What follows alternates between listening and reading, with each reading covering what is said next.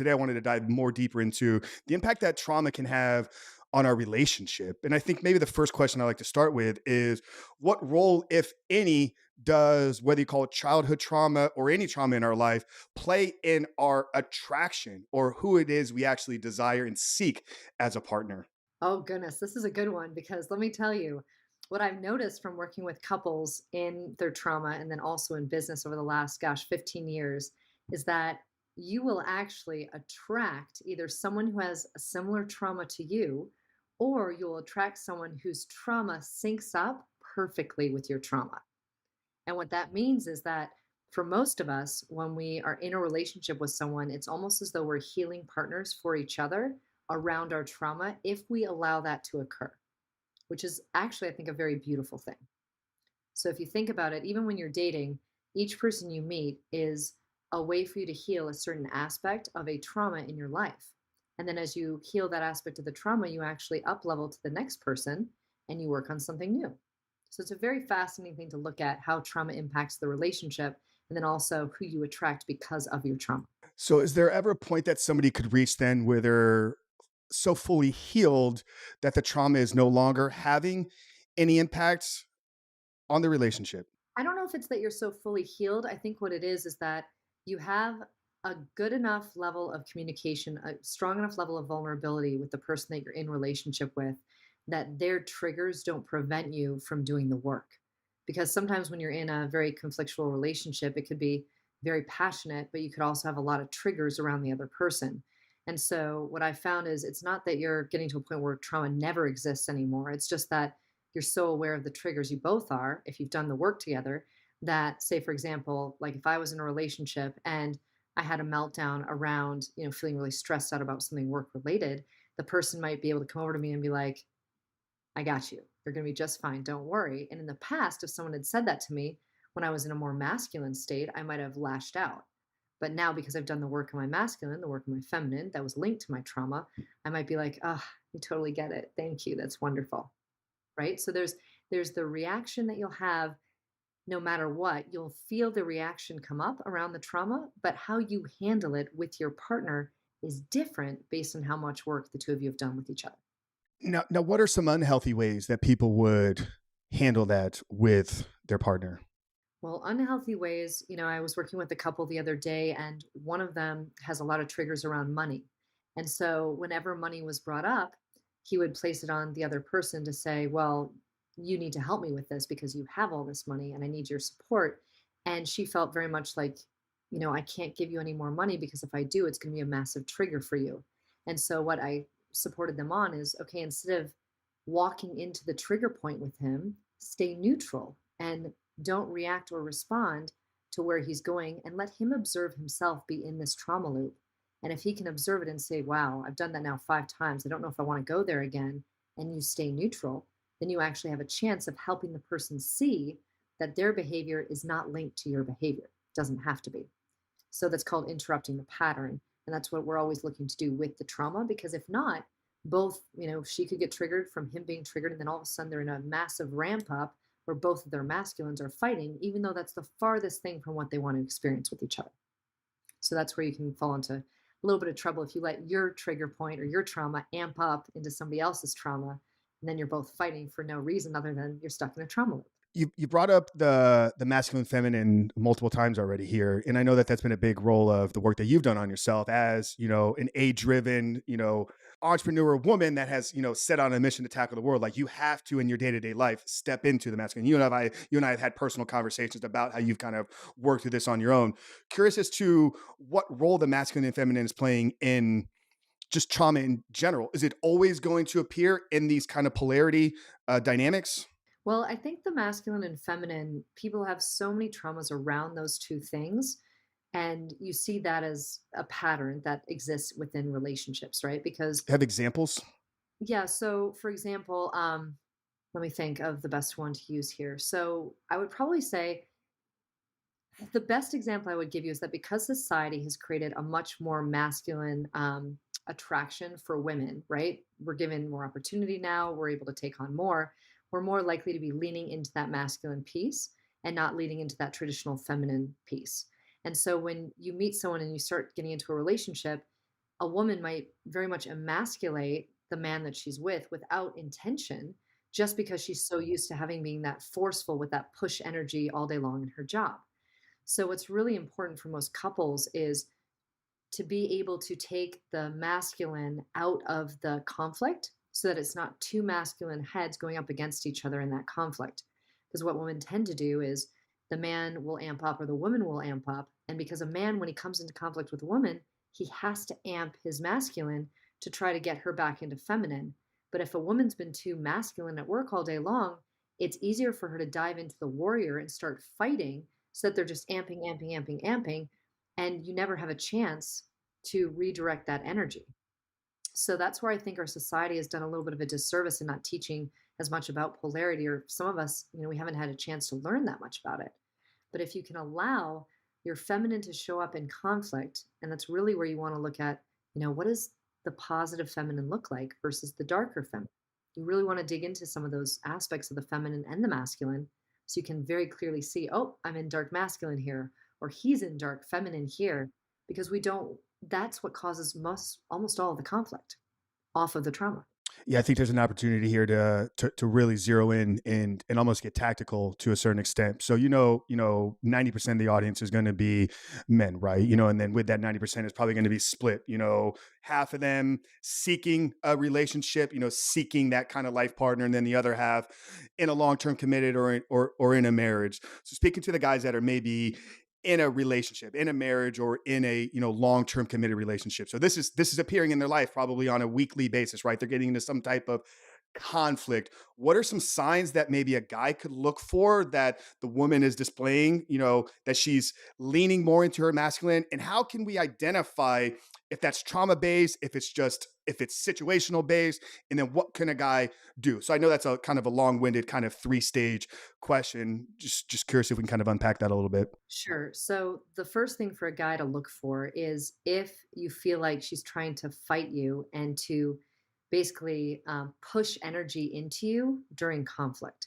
So, for example, if she's feeling to you like she's already stressed out or overwhelmed, that's a moment where you have to be careful because that could very easily amp up into the masculine. Because she's overwhelmed, she doesn't know what to do, she's already feeling frustrated. So Hmm. normally in those moments, what I tell the men is I'm like, make sure that you identify the emotion with her and you're like, hey, I can tell that you're getting really frustrated. Would you like me to give you some time alone? And then the key here is for the man to remain neutral, like that tree, right? If you've ever read the book by David Data, The Way of the Superior Man, I would tell everyone in your audience, you must read this book. It is the Bible for all men who want to be in relationship with women.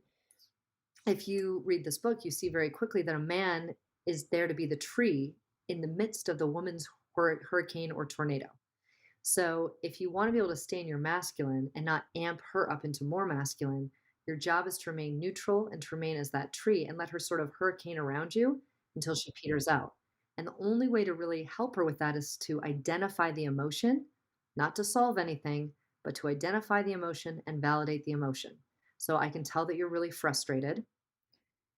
I really wish it could be different, but I'm here for you in your frustration, right? And that automatically for most women is sort of a shock to their system because they don't expect the man to validate the feeling. They expect you to try to solve the problem. I was just about to say, I mean, this has been my history with this in many failed relationships. It's like you immediately turn into problem solver mode, right? And I always thought that that was the masculine way. It's right, masculine energy here to solve the problem, here to fix things. You present something that you're emotionally or in real time struggling with. It's like, I don't care how it's making you feel. Here's the answer to solve it. Now let's go solve it.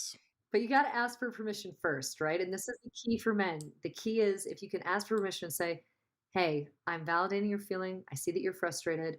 I'm sorry that you're in this place. Would you like me to solve this with you? Or would you like me to just sit here with you in it? After the recognition and acknowledgement, hey, I know what you're going through, and sympathizing with it. So acknowledge, sympathize, then ask if you'd like some help. Correct. Because then if she does want you to step into the masculine, great. Then you have a very clear opening and you're like, "Oh, I can go in and solve this now." But if you try to solve it without her giving you permission first or without her being open for it, it's gonna amp her into masculine again.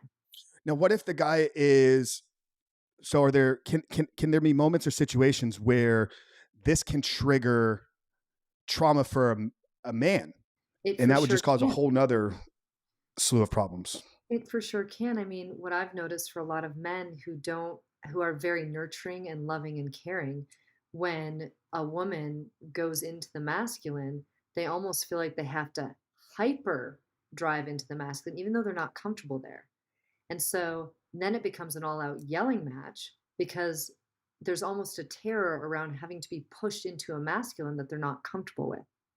And so this is where, as much as we can, as men and women, we get to look at this concept of polarity and start talking to the feminine parts of ourselves and the masculine parts of ourselves so that we know what those two sides are saying and what they both want. It's one of the things actually when I coach people, I'm like, all right, well, you've got a masculine side and you've got a feminine side. Do you know what each side wants? Do you know what each side is asking for? And most people have only spent time in, say, their masculine. It's a really helpful activity to go back and forth between the two and ask them, well, what do you want? Why do you want this? Why do you think this is important? And then to ask the other piece, the other side, whether it's masculine or feminine, okay, feminine, you just heard the masculine tell you that you can't do the fun thing until you get the work done. How do you feel about that? So there's a dialogue internally that most people don't have between the masculine and feminine that actually helps work through some of that trauma. Yeah. There's a part of society that is over feminizing men, right? It's almost pushing, this agenda around toxic masculinity. It's bad to be a man. These traits that are inherently what shape the world that we're living in today are being presented as toxic. So there's one side of culture that's trying to over feminize men. But then on the opposite side, you have a part of, whether it's media or creators, that are over masculine nizing men, right? It's like you don't need to tap into your feminine. But what I'm hearing you saying is like a real man, like he needs to understand both and how they work together. So what are some things, I mean, as we kind of explore this inner dialogue, what are some questions that a man can be asking himself to explore his feminine side? I think, the first way that it's helpful I've found for men to explore this is to really have the men look at the relationship they've had with their mother. Right? And to look at that relationship and ask, what aspects of that relationship with your mother did you feel connected to? What aspects of the relationship with your mother were challenging for you? Right? Because more often than not, the feminine that is within them comes from their mother and how they engage with their mother. So that's a really nice opening point to have them focus on that to begin with, right? And then you can ask them additional questions around, okay, for all the women that you've dated or all the women that you've had an intimate connection with, what did you enjoy about those experiences? What did you not enjoy? Because that gives them the chance to then look at, okay, on many different levels of the feminine, here are the qualities that I really admire. And then they can bring that into their feminine and say, do I have these qualities? Do I need to nurture them a little bit more? Do I have to understand them a little bit more? Just so that they have more of a balance and they can actually feel what that side of their personality incurs and enjoys. What do you mean when you say all entrepreneurs live in some level of trauma? Well, I got to tell you, what blew my mind is that almost every entrepreneur is addicted a little bit to chaos and addicted a little bit to solving problems, right? Most of us love solving problems. Well, as an entrepreneur, the reason why we like solving problems so much is we like that level of control. And that level of control is something we crave because usually between the age of 7 and 11, we have something that happens to us that takes away our control. And for the rest of our lives, we try to use the story that we come up with in that moment to create a better life for ourselves and to create more control.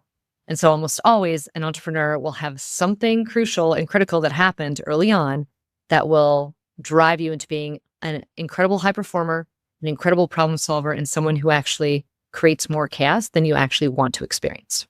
So they're creating more chaos out of this trauma. They get into it because they're seeking that control because there's been the loss of control Correct. in their life. But then the byproduct is creating more chaos. Correct. It's just sort of a weird thing about the subconscious brain, right? The subconscious brain, its biggest fear is something that it's going to create over and over again because the subconscious runs 97% of our brain typically because it runs at 11 million data points a second versus the conscious brain that runs at only 40. So we all think we're running based on our conscious brain, but in essence, we're not. And so if we can look at that and be like, oh my gosh, the subconscious brain is really running me and driving me. That 7-year-old has more control than I do. It begins to make a little bit more sense. So I had somebody the other day where his biggest fear was that when he made over $2 million, he would die. And so every time he'd get close to making $2 million, he would get horribly sick, end up in the hospital. Once we identified this pattern, we were able to rewire it in his head. And it all went back to when his dad died. His dad had only made that amount of money his whole life. So when his dad died, that was the amount that was stuck in his head is all he would ever make. So once we rewired that, he went out and he took his company to IPO status because all of a sudden there was no ceiling anymore on what he could create. But up until then, he created a lot of chaos, making himself sick, even taking himself into the hospital over and over again every time he tried to break through that revenue barrier. That's wild. Like to even think, I mean, obviously our minds are so powerful and we create these narratives and stories and everybody's got something that if you tell another person, they look at you like you're speaking a different language. To have a thought that though, if I make a certain amount of money, it's going to lead to death. Like that is something that is obviously wired in trauma. With these entrepreneurs, there's something that happened in their early life. We all had that. We all have something that traumatized us from a young age. What is it that's different though about the entrepreneur that's able to take that and use it to, in essence, create success, right? Because I mean, making $1.5 million, $2 million, there's still some success there. And I love that's about your work is like you tap into an area where most people don't think is struggling with trauma. Like when you think of somebody that's traumatized, like they're shackled, they're unable to break through and create these barriers of success. So what is it about the entrepreneurs that enable them to take that trauma and turn it into good, maybe not great that they could be, that's why they need you, but they're able to have that level of success where some people, same event, keeps them shackled from doing anything. So as entrepreneurs, right, we never like to think that anything is shackling us or limiting us, right? Because for all of us, if I were to say the word trauma to an entrepreneur, he's going to look at me and think I'm crazy, right? Every entrepreneur I've ever worked with is like, I don't really think I have that much trauma, right? Now, here's the difference. As an entrepreneur, when you do have trauma, what happens is a couple of things. The first thing is you try to use negative fuel to drive you forward. So it's always about trying to prove yourself to other people, trying to disprove people in your life that told you couldn't do something. And what usually is tied to that is the repression of your emotions. And so when you don't have emotions to manage and you have this negative fuel, you can drive towards a lot of results. But what happens is you'll drive towards results until you hit your particular ceiling. And that ceiling will ever either be revenue that you can't create, a relationship that destroys you, relationships with your kids that don't work the way they should. And you realize all of a sudden, I've been building so much success and I've built all this revenue, but my relationships aren't working and I'm not even fulfilled at what I'm doing. And that's because you've run out of that negative fuel that typically would drive you, and your repressed emotions are now right under the surface and they're causing a lot of emotional management issues, if that makes sense. 100%. And I know that this question would almost be impossible to maybe quantify the answer because you would almost need like an alternate reality where the person's living two different lives at the same time. But how much of the success of the entrepreneur is predicated on that initial trauma? Or if they hadn't experienced that, could they still have gone on to create the same level of success? Well, I think that with every level of trauma that somebody experiences, you create a superpower. And the superpower allows you to drive forward into success until you reach a certain level. So all entrepreneurs have different levels of success that are based, I believe, on their trauma pattern and how long they're willing to live within that pattern. Because eventually the pattern breaks and they're like, gosh, I keep doing the same thing and it's not getting me any further. So I think for a lot of people, there's a level of success that you will attain from your trauma pattern, but it's because in that trauma pattern, you create a superpower that few people around you have. And the biggest fear of most entrepreneurs is, if I address this trauma or this old programming, will it take away my edge? Will it take away the thing that made me so successful? And it's actually the exact opposite. What it does is when you work on your trauma patterning and you identify it and you get yourself out of it much faster, you become even more productive. It's like you win back hours of your day because your brain isn't throwing you off or disorienting you or distracting you from the opportunities that do exist. Does it require them to be at a certain level of success though, right? You know, if something traumatizes you, example with your client. So he was young, I'm sure, when his He was father. 15. Yep. Okay. So, I mean, not super young, aware, you know, right? Yep. But 15. And he's how old now where you've kind of been able to unpack? So he's in his 40s, so 30 plus years. Had you come into his life in his 20s, would he still been able to harness and develop that same level of superpower? Or does this require you to go through a certain journey with the trauma to then get on the other side to be able to extract the lesson out of it? So I would say for almost everyone I've seen, right, usually until they hit 40, they don't really do this deep work, right? So it's just been my experience that when people hit their 40s, all of a sudden they become more aware and more awake. And therefore, we end up doing super deep work. Now, I think everybody has their own journey. And so, while some people might have had something happen to them when they're 15 or when they're 11 or when they're 7, it always reaches a point where the program breaks and it doesn't give them the same benefit anymore. And so that's where the work has to be done. Now, what's interesting to me is I've been doing it in a little bit of a backwards way. I've been helping people that are trying to break through, say, 500 grand to get to the next level of their business, because I also I like helping people make a ton of money. I also like helping people who are trying to break through that 500 grand level for their business. And we're identifying what pattern has held them back their whole life then, so that their business becomes a calling. Instead of just something they're doing to make money, it changes the direction and the trajectory of the business early on. Now, I wish more entrepreneurs would do that work early on, but I think many of us get stuck in a very scarcity mindset, and we believe we have to produce more and create more. We have to hustle more. It's just that I think there's a whole group of entrepreneurs now that are like, we want to be aware of what we're doing to ourselves so that we don't do it in business.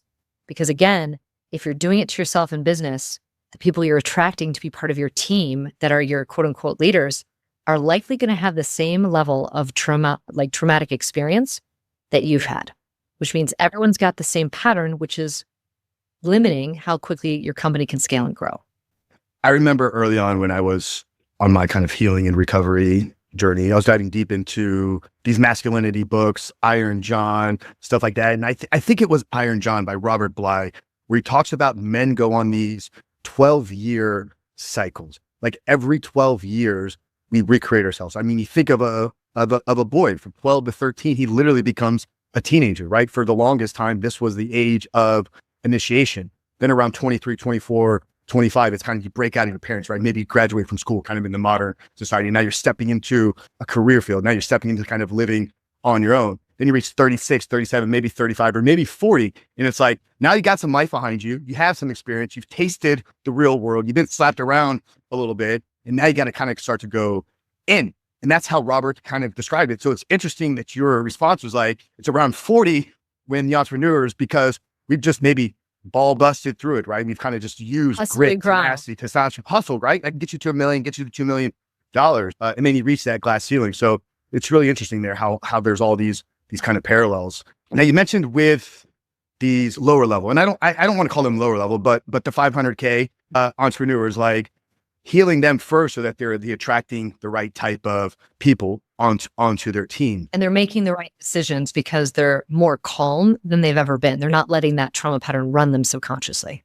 Let's go there in terms of relationships, attraction. You know, it can be personal relationships, but business relationships, since we're kind of speaking more to the entrepreneurships as well. What role is our trauma playing, and how does that impact the people that we bring into our life? I mean, if you're hiring, you think you're looking at a resume, right? So this person's qualified, boom, boom, boom. What does my past have to do with how I'm going to interview and read somebody's resume? Well, this is the crazy part, right? And I've seen this so often now that I just know it is accurate. When you are living in a world where 97% of your brain is running a story, right? You're going to feel more comfortable with somebody else that you're interviewing who's running a similar story. And so you might not know why you feel that affinity for the person, or why you feel like they get you or you get them, or it just might be a good fit for the culture. But your story is directing what you attract. And if you've ever read the book, Getting the Love You Want, it's really interesting to watch how your trauma pattern will attract your personal relationship, that spouse or that significant other with a similar trauma pattern, because you're here to heal each other, right? So similar things happen in business.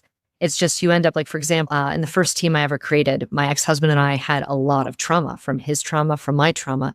And we were shocked, and I don't mean this badly about our team, but we had a team of 20 different instructors, and they were all former military guys who are awesome people, but we all had similar issues with, like, we couldn't live in our hearts. We always had these like blockages around like giving to people, and so we end up with a team that was producing a set amount every year, but all of us, we couldn't share our feelings. We couldn't really get connected. We couldn't be vulnerable with each other.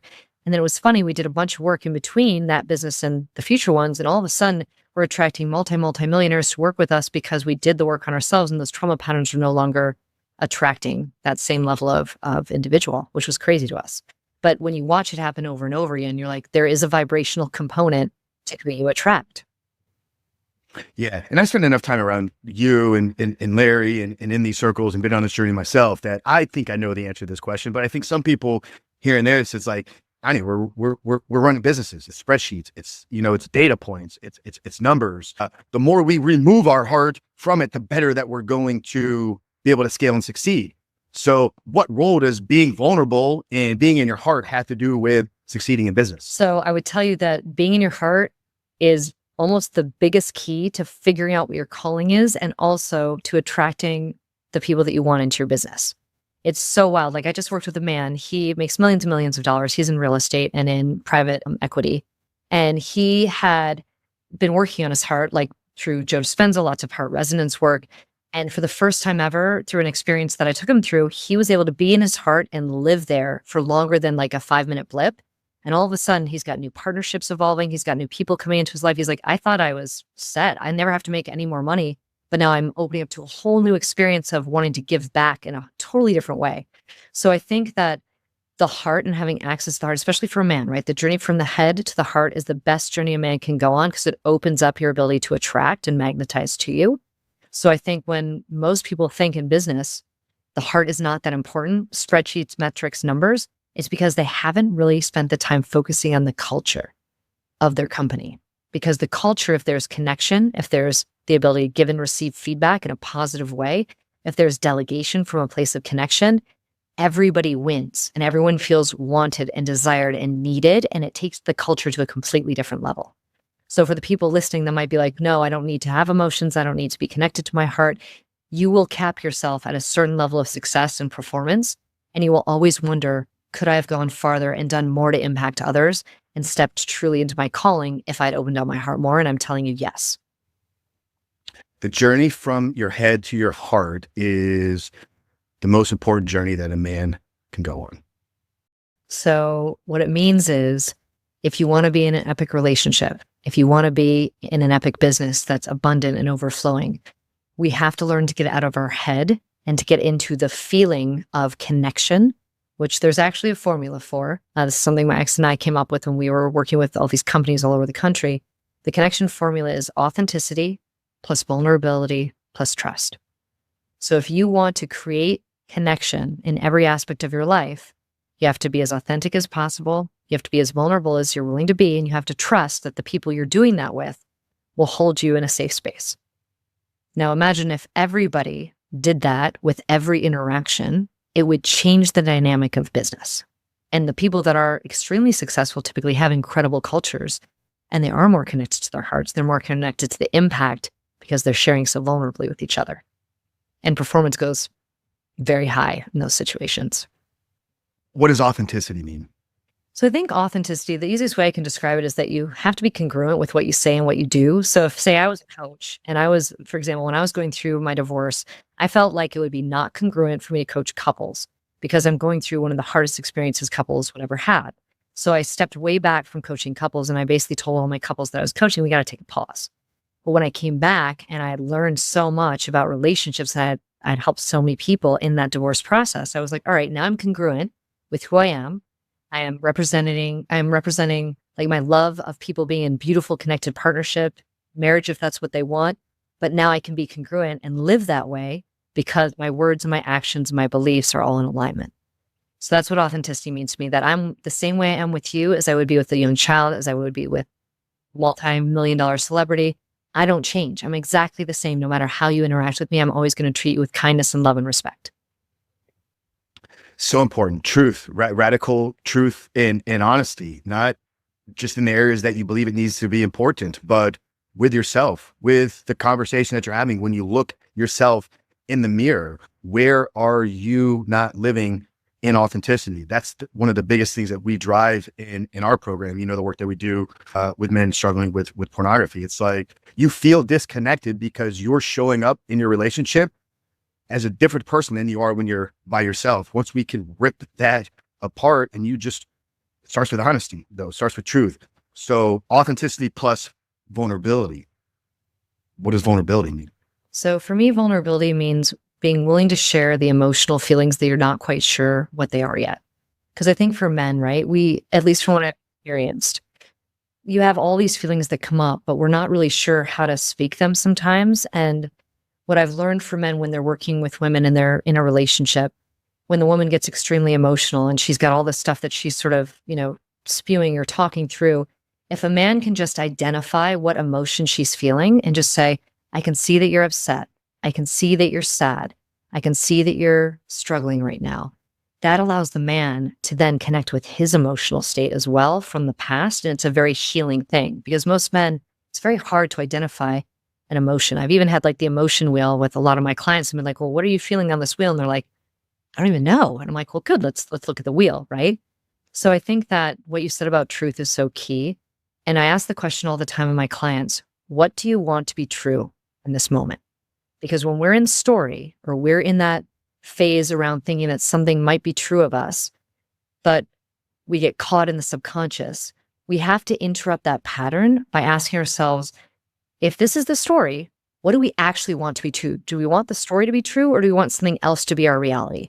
And that immediately interrupts the story typically. Yeah. I feel like everybody listening has had this happen where they've asked a man, maybe it's their father, maybe a great friend, maybe it's been themselves. Hey, how you doing? Fine. And you almost immediately know that the words do not match what he's ultimately feeling. That guy is he's not able to be vulnerable in that moment. He probably doesn't know how to describe what it is he's feeling. And I think what I heard you say is like the vulnerability is like the willingness to process what's going on inside of me in real time with another person. Yes. So I don't know what this emotion is, but this is how it's making me feel. I got a pit in my stomach here. I got sweaty palms. I'm a little nervous right now. I'm thinking about 97 different things about the future and the past. I don't know what that emotion is, but that's what I'm experiencing. And I'm not saying that's what I'm experiencing right now, but that would be like being vulnerable in a situation as opposed to saying, how you feeling, babe? I'm fine. How are you? Type of thing, which is oftentimes like the immediate response. Well, it's the default response, right? Because we're not sure. Like even my ex, right? We spent a lot of time being like, what are you feeling? And I remember one time he called me, he's like, Annie, I'm feeling anxious, but I'm also feeling like sort of happy anxious. He's like, do you know what that is? I'm like, it's, you feel excited. And he was, that is the word. He's like, that is what I'm talking about. But like, it really takes some time to process it. Even for us as women, sometimes we're in the feeling before we know what we're feeling. So I'm just thankful there are so many men out there that are working on their vulnerability and they're working on being more authentic with who they are. Because if you can be authentic with the person you're in relationship with, there's so much beauty there and there's so much healing. And all a woman truly wants from the man is for him to share what he's feeling anyway, so that she can be there with him in it. Because then there's that connection place that they can find together.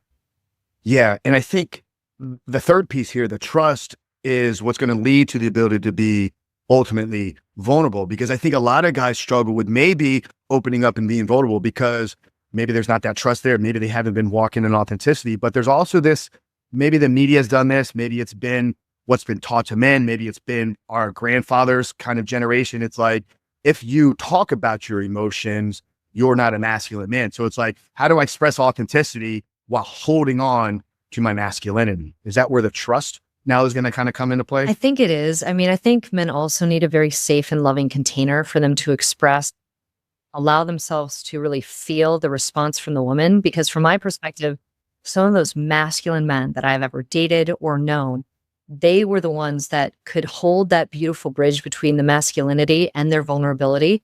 And there's nothing more profound, I don't think, than when a man can speak his truth and to share what's going on in his life and to do it and know that that is the most profoundly like strong act he can take. And it's the most masculine act to share what he's experiencing. Because the only way someone can ever meet you in relationship is if you share what you're feeling, even if it's like, my hands are getting sweaty, I'm feeling a little bit anxious, like maybe you don't know the emotion, but if you give someone the chance to meet you, that's the only chance that they will have to show you a safe container.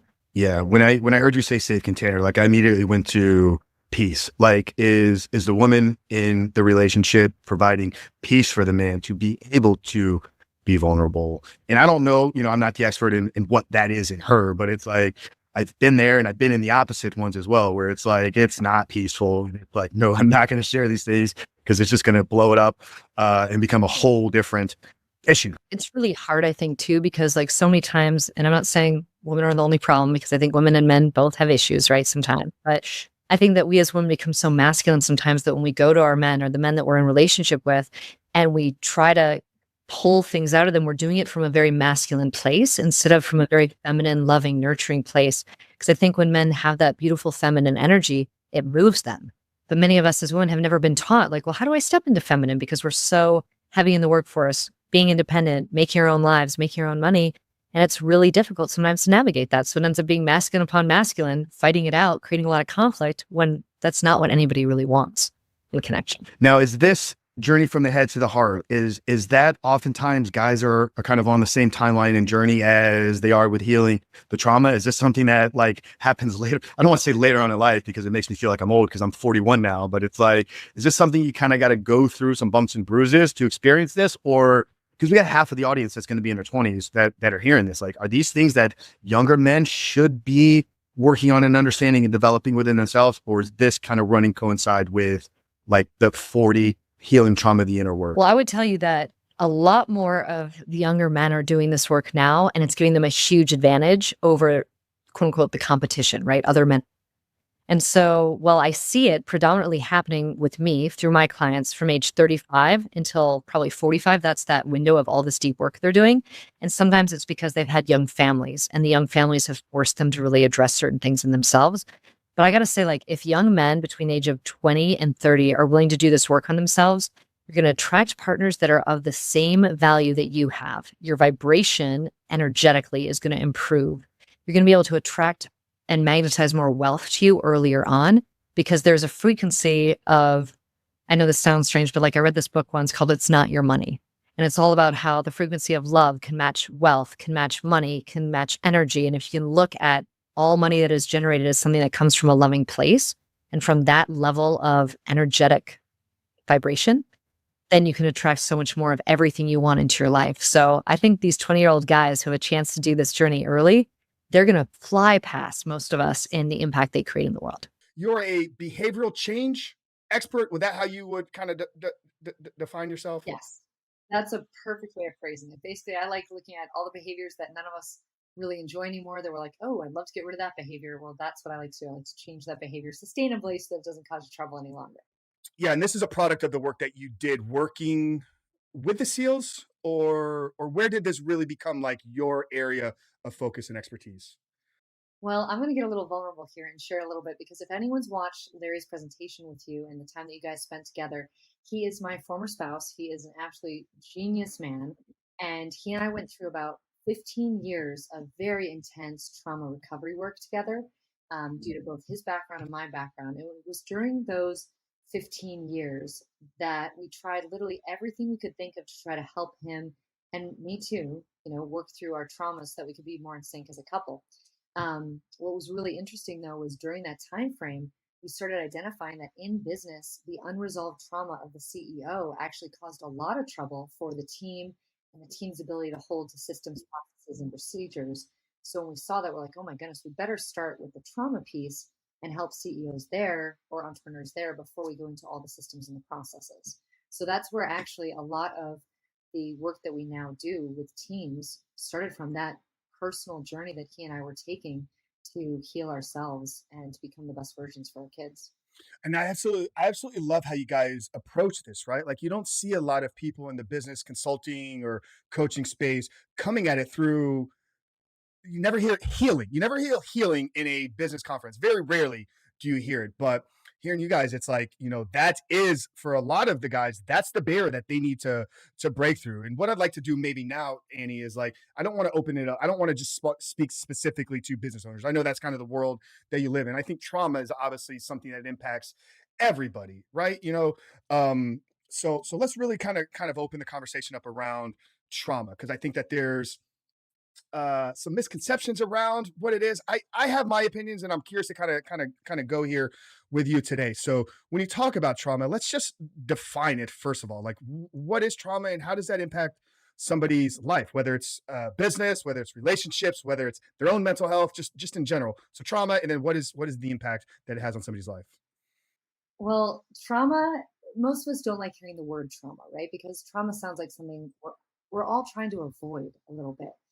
But what we have learned is that as a young child between the age of 5 and 10, there's typically a story that we create in our mind that is a non logical story that helps us to cope with something big that happens to us, right? So trauma actually comes from a story that you create in your pre-logical brain between the age of 5 and 10. And what happens for most of us is at that young age, we create a story and we use that story over and over again. Our subconscious brain starts to create that in every aspect of our life. So you've heard that we basically create our own worlds. Our perception is in control. That's what happens as a little kid. And we start playing out that story over and over and over again.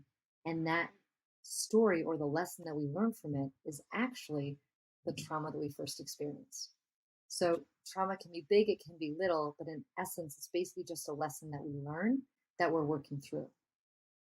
So what I'm hearing you say though, and I'm sorry to do that. I'm not trying to, straw man you here, but um, if it's a story that we're telling between the ages of 5 and 7 or 7 and 10, I've always said this, like if you're an adult walking the earth today, you have some elements of trauma. I see so many people, it's like they hold on to these past traumas as like that becomes the barrier, whether it's breaking through to an addiction, breaking through in all these areas. You've seen it, right? It's like they hold on to this thing. It's like, no, this trauma happened to me in the past, so I'm always going to be broken. It's almost that becomes their identity as a traumatized individual. But what I'm hearing you say is if you get to this point where we're at, like past 10, 11, 12, 13 years old, you're going to have some form of trauma in your life. Is that correct?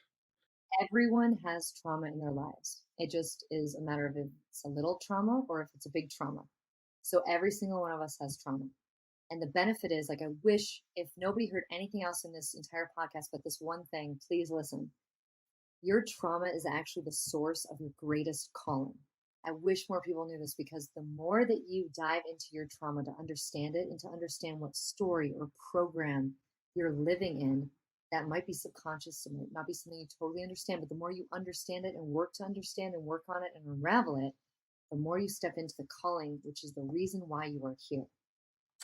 I know you probably don't see this in the circles that you work in with business executives, right? Like you're operating at, you're working with high performers that are trying to get to that next level, 8 figures, trying to get to 9 or 7, trying to get to 8. But I see it kind of in my space, right? In the addiction field or the mental health space. It's like you see this trauma becomes that identity. So that person that is holding on to, that is attaching themselves to this thing happened in my past. It could be bigger, it could be little. So I don't want to, I don't want to say like you've had major things like that.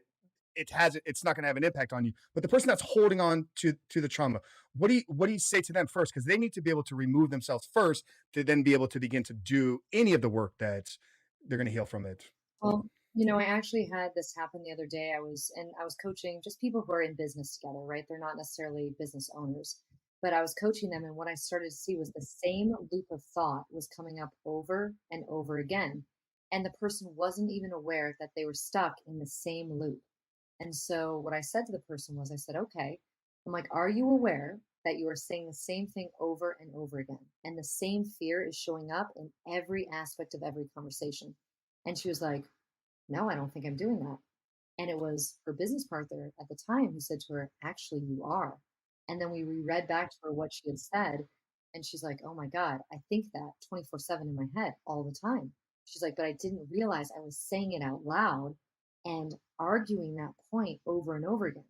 She had no conscious awareness that she was doing it. So for me, I'm always looking for what is the pattern, that negative looping thought that I hear over and over and over again. And then how do I unravel that to get to the deeper trauma? Because if the person can't see it and isn't aware that it's happening, you can't get any movement to help them with the working through of the trauma. And are there consistent themes or consistent patterns that you see people falling into, or reoccurring stories? Like I know everybody's going to have a specific incident, but does the story kind of fall into, a handful of categories here? Well, Larry and I are just now starting to dig into the 140 different people whose traumas we've run through and started to identify that there are about 18 different pieces of trauma that we see. And from there are probably 10 to 15 different themes. So, some themes are everything from I'm not lovable to one person had a pretty dramatic fear of death. Another person had a fear of failure. It's just interesting to see. There's also a lot of victim mentality that is linked to trauma, because in trauma, you try to basically try to isolate yourself from others and disconnect. which then causes a lot of that feeling of now everybody else but me is to blame for my circumstances. So what I always look for is if someone's in victim mentality and it's everybody else but them, or if they're caught in that negative loop where it's the same pattern of thought over and over again, you know that you're getting very close to a childhood wounding that they've used as a program to try to survive and stay safe, but it might not serve them in their current environment. I've heard you say, I think it was with Vince, that trauma comes out of an incident where you've lost control or you don't have control. Is this something that A perceived loss of control. perceived loss of Correct. You have a control? So loss of is control. that what's leading to the victim kind of mindset mentality? Is like I'm perceiving that I don't have control, so clearly I'm a victim to whatever is happening to me, the circumstances, situations, so forth and so forth. Well, it could be that, or it could be that, it's a little kid between the age of 5 and 10, and they don't believe they have control anyway, but that perceived loss of control helps them create a story that is not at all logical, but it's what fits what they know to be true. And so then you have a little kid who's basically creating the story that this isn't my fault, or sometimes it is their fault, right? So it can be this isn't my fault, and then you go right into perhaps victim mentality, or this is my fault, and everything is this person's issue moving forward, right? So it's very unique how the brain does it, but based on that little child and what that child is experiencing, they're going to come up with something, even if it makes no sense. And that story is going to become the program that drives their subconscious brain. And that subconscious brain is running at 11 million data points a second, and the conscious brain only can take 40 data points a second. So you're basically, every single one of us is run by that subconscious brain with the trauma leading the charge, which is a wild concept. Like your entire perception of the world is based on those 11 million data points. And that those are based on the story and the program you came up with as a young kid to survive. The subconscious brain has 11 million data points A second, per second. The conscious brain has 40. 40. So when we look out in the world, literally the world that we're perceiving and seeing is being ran and controlled. I mean, at that scale, 11 million to 40, like if you had took that down to the ratio, that's what percentage of what we see is being controlled subconsciously, and then a very small percentages of what we're actually consciously aware of. Correct. And that's what's wild because if you think about it, if our whole perception of the world is based on the subconscious brain almost, and we don't even know what the subconscious brain program or story is around our trauma, then we literally have no idea what's running our lives. Circling back to the beginning, the question that we opened up with, that all entrepreneurs live at some level. I think, and that's directly from your website. I'm sure you knew that, but for the audience, I pulled that quote directly from the top line on Annie's website, which we'll link down there below. What stood out to me there is some level of trauma. So what are these different levels that we can be living from? So, I mean, so many different possibilities. Like I'll give some examples to make it real, right? So I had one gentleman who thought he had no trauma whatsoever, but he had never been in a deeply connected relationship with someone. And so I was like, well, that's intriguing. I wonder where that comes from. Turns out his mom put him on an airplane when he was a young kid and sent him to live with his dad in America. And because he was put on that airplane, he literally thought that everyone around him had died. He created the story that everyone around him had died. And so as a little kid, your brain makes up weird stuff. So as he grew and he became this entrepreneur and he did amazing things in business, he never was able to plan because planning meant there would be a future. And so since this little kid had told himself a story that everyone had died, there was no future. And so why would you plan? So when I met him and we identified this, I was like, oh my God, what if we started teaching you how to plan? You started planning regularly. Do you think your business would grow? And so he started planning regularly. He had never done this before with his wife, never done this before in his business. His business took off like crazy. But it was because he wasn't able to plan that he got stuck and limited at the amount of money he was making and the relationship with his wife. So it's just wild to watch how that's one level of, I guess, trauma pattern. There was another level of trauma pattern where a gentleman he literally, unless he is connected, unless he feels fueled by connection, he can't create in business. So I would say we can't really judge any of the levels. Everybody just has a different level because we're all looking at, well, do we try to isolate ourselves from source or like God? Do we try to isolate ourselves from other people? Or do we try to isolate ourselves from the goodness that is within us? It always falls into those three buckets and there are a ton of layers underneath. Okay. So there wasn't like, okay, I was thinking like there's this chart, there's a spectrum, you're level 1 over here. It has, 3 degrees of this and the color is yellow. And then you move here and then it's orange. And then at the height and, level 9 is like a red. And this is like paralyzing you. And it's like, you don't even move. So I guess my interpretation of that was a little bit off. I would say, Frank, that there is literally, and I know this is probably a little too scientific, but if your nervous system is in fight or flight, which many people do have that's a deeper level of trauma patterning, right? So like everyone has trauma, whether it's big trauma or little trauma, that doesn't matter. But if your nervous system is controlled by the trauma, which many people are, and you're in fight or flight, then that's like almost like a heavier level of trauma to work through. Yeah, it's definitely not too science there. With that, then I guess like that's an interesting thing to maybe kind of explore a little bit. We've done a lot of conversations in 2024, understanding the nervous system and the healing component that's necessary, in my opinion, of that nervous system to ultimately create a new identity. That's our kind of journey as we walk guys through. It's like, if you have something stored in your nervous system that it triggers and it's always going to take you back there, and you maybe able to articulate this a little bit better than me. So how can one maybe even know or understand if they're storing trauma? Because I think this would maybe be like in the book, Your Body Keeps the Score, right? I think that's Dr. Daniel Amen. So how would we know? Like, I mean, I know, but maybe speak to like, okay, the audience out there recognizing, hey, this is like deeper than just your thought patterns. Like this is in you. So the things that I've seen with people who are in fight or flight in their nervous system, right, which means they can't really self-regulate their reaction to things. So typically they're more reactive, right? And it could be just something small sets them off. It could be you get to the end of the day, you sit on the edge of your bed and you wish you could do nothing but rest, but your brain won't turn off. And so you can't. It might be you get into bed and your brain runs and you still can't fall asleep. It might be you wake up in the middle of the night and you can't turn your brain off. It might be that you are, like I've seen it for a lot of women, they get stuck in their to-do list. And so unless their to-do list is done, they can't calm.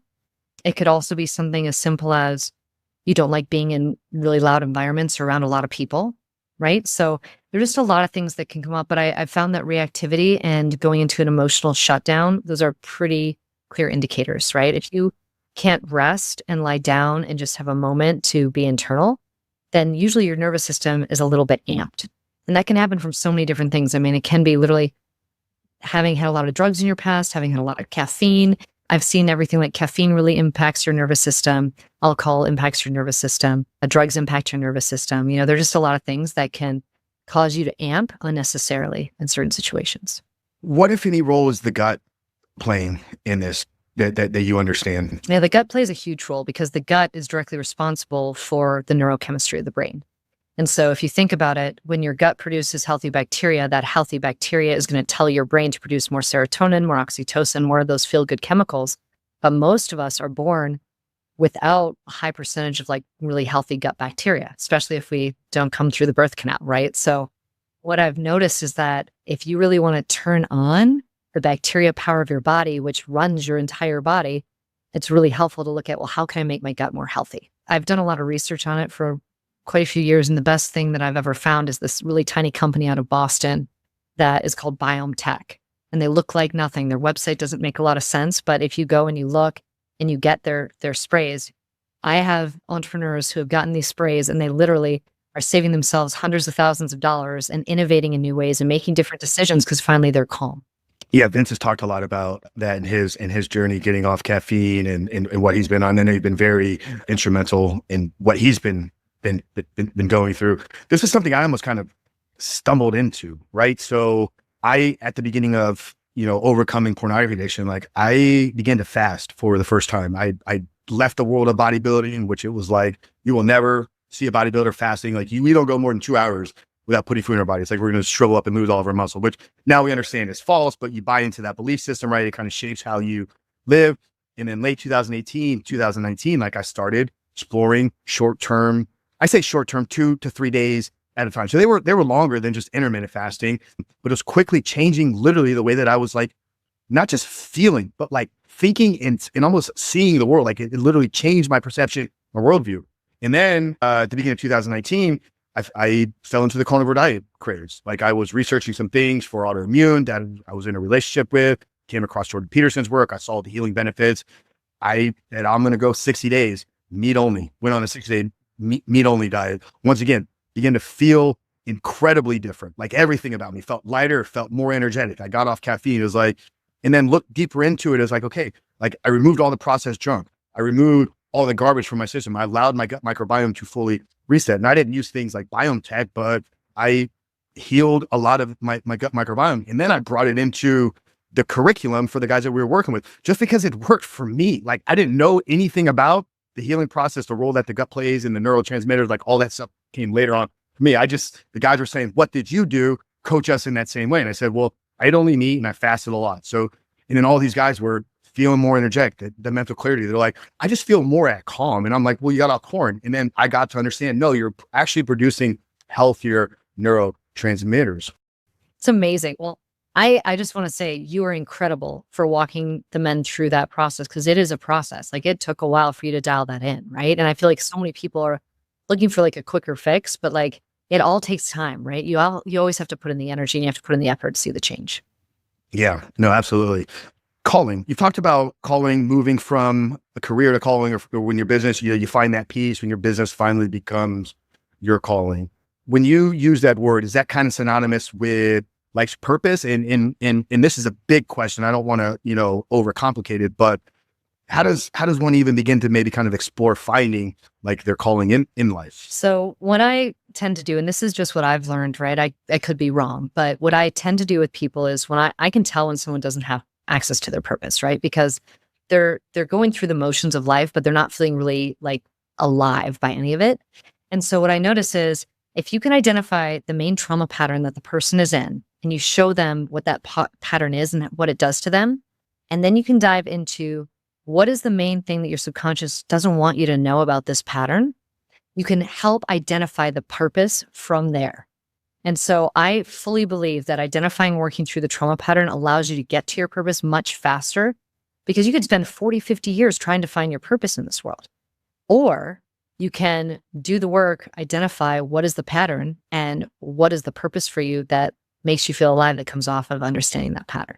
So I have sort of a quick process I walk people through, because I want to take them from not feeling purpose to feeling so on purpose, and then taking that purpose into their companies and into their families, because it just changes the game, because it changes the filter of your subconscious brain. And I think some people are afraid, especially if they've had success, right? If they've had success maybe in this particular business sector, right? Maybe it's been finance, and they didn't feel that finance was the calling, but dad was in banking, uncles were financiers. They were told from a very young age, your path to financial freedom, like you need to be on this journey of getting into Wall Street. But I think what you were saying is like a guy can start a business, be a founder, have success, not feel like it's his calling, and then stay in that same industry and have it unlock a calling. So what I've found is that usually what happens is you get into a career, right? You do well at it, you do well enough, you create some success. Then all of a sudden you wake up one day and you're like, I don't really feel fulfilled by this. I don't feel like this is my full potential. I feel like there's more for me. I just don't know what it is. Usually at that point of time, you go on this like journey of awakening, your hero's journey, right? You're like, well, I'm going to do a couple of therapy sessions, or I'm going to go find a healer. I'm going to go do a psychedelic, or whatever it is they do, right? All I'm saying is that when you're on that hero's journey of awareness of self, that's usually when all of these really incredible openings happen. And that's usually then how you discover your purpose. It's not from your first career, even sometimes your second career. It usually is when you start asking yourself the question of, is there more for me? Do I have more potential? Is there something more I can give to the world, or a greater way I can impact? It's when you feel like you're not quite where you want to be that this greater mission and calling for you can open up. Got it. Yeah, no, definitely resonate there. NorthStar Leadership. That's your coaching. I'm curious, like NorthStar, like is that having like a clear and definite aim? Like, is that kind of what you're speaking to there? And what role does having a clearly defined aim, goal, target, NorthStar play in healing trauma? So this is the funny part. So we used to work with a lot of the Navy SEAL guys, right? And I was fascinated by how their brains worked for accomplishing impossible missions. I was like, well, if we can figure out what this is, then we can bring it to all the normal people that need this kind of information, right? So I heard that these Navy SEAL guys were planning these impossible missions using an emotion. Like that was how they started to create these missions. You would think like, no, it's tactical, it's strategic. No, they would start with what is the emotional state that we want to create at the end of the mission? Then they would backwards engineer from that emotional state.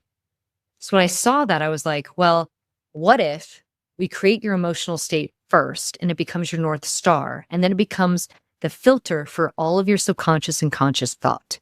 Because then you will always be driving towards something and have a very clear filter for it. And that's how you find your purpose, your calling, and why you're here. So I worked to backwards engineer how the Navy SEALs plan the most impossible missions. And I use that tool and that process to help people connect deeply with their purpose, and their North Star is, in essence, the filter for the new purpose. And that's how we work to rewire some subconscious brain patterns. Yeah. So it starts with creating the emotions that you want to feel. Correct. Because emotions move you. Like you can have a goal and be like, oh, I want to floss my teeth 15 times, between now and Sunday.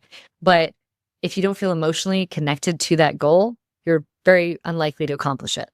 And for most of us, we've been conditioned our whole lives that we set a goal, we achieve it. We set a goal, we achieve it. We set a goal, we achieve it. And after a while, setting a goal means nothing to us, and achieving it doesn't even give us like a dopamine boost at all. And then we're like, well, now we have no fulfillment. What have we been doing with our lives?